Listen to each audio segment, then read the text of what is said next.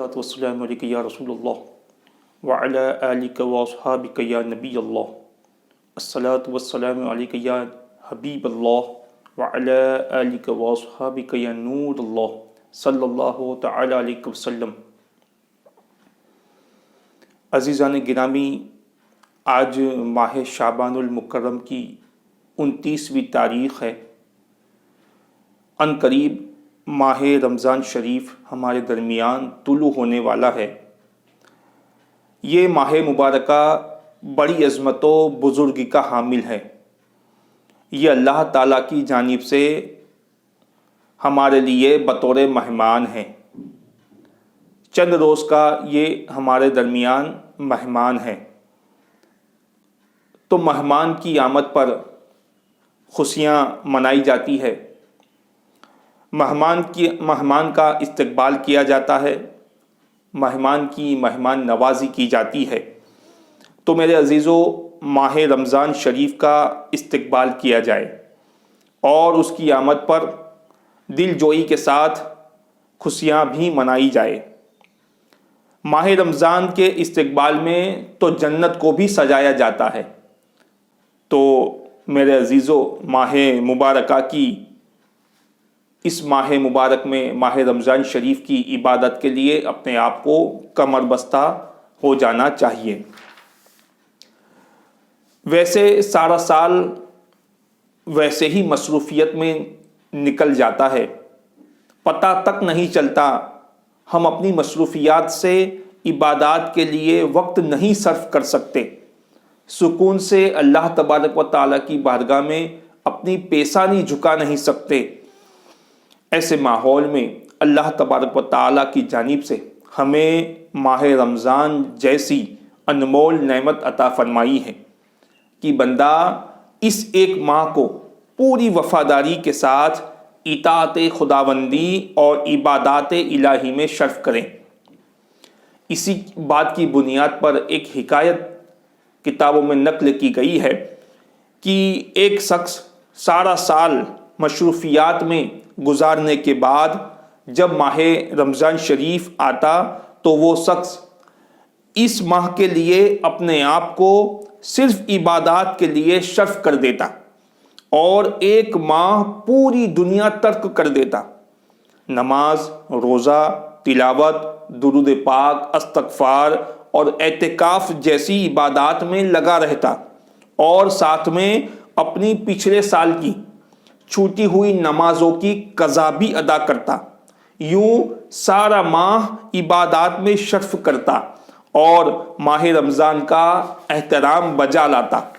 اللہ تبارک و تعالیٰ کو اس بندے کی یہ ادا بہت پسند آئی اور اس کی بخشش کا سامان ہو گیا۔ سبحان اللہ۔ ایک مشہور حدیث پاک ہے، پیارے آقا صلی اللہ تعالیٰ علیہ وسلم کا ارشاد عبرت نشان ہے کہ جو شخص ماہ رمضان پائے اور اپنی بخشش کرا نہ سکے تو اس کے لیے ہلاکت ہے۔ الامان۔ اللہ تبارک و تعالیٰ ہماری حفاظت فرمائے۔ ہمارے معاشرے میں 4 قسم کے لوگ پائے جاتے ہیں۔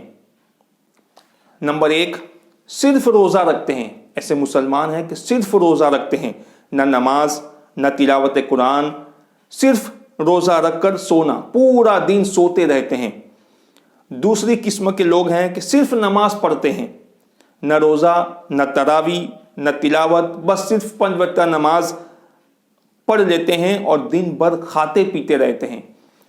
تیسری قسم کے لوگ ہیں کہ صرف تراویح پڑھتے ہیں، نہ 5 وقتہ نماز، نہ روزہ، نہ تلاوت، کچھ نہیں، صرف تراویح جا کے ادا کر لیتے ہیں۔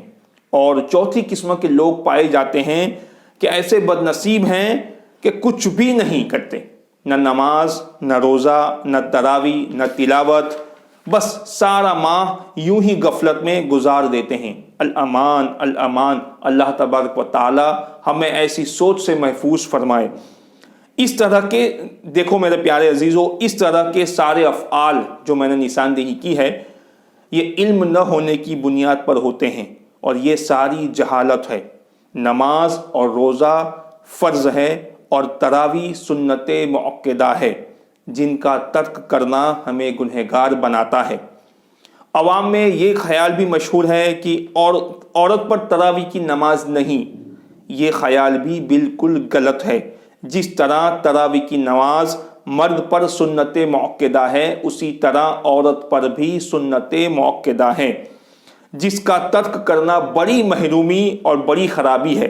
لہٰذا پوری دل جوئی کے ساتھ نماز تراویح بھی ادا کریں۔ نماز تراویح کی صحیح قول کے مطابق 20 رکعتیں ہیں۔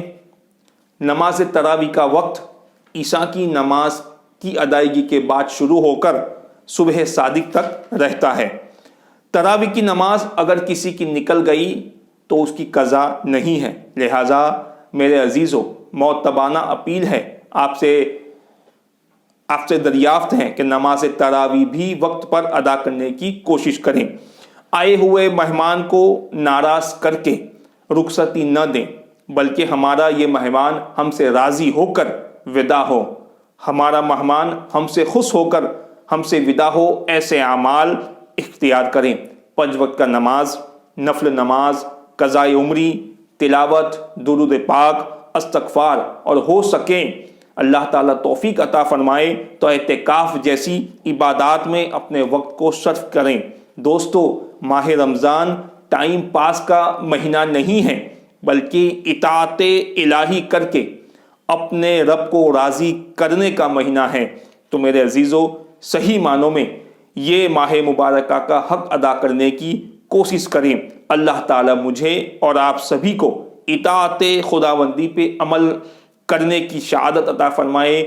آمین بجاہ النبی الامین۔ السلام علیکم ورحمۃ اللہ وبرکاتہ۔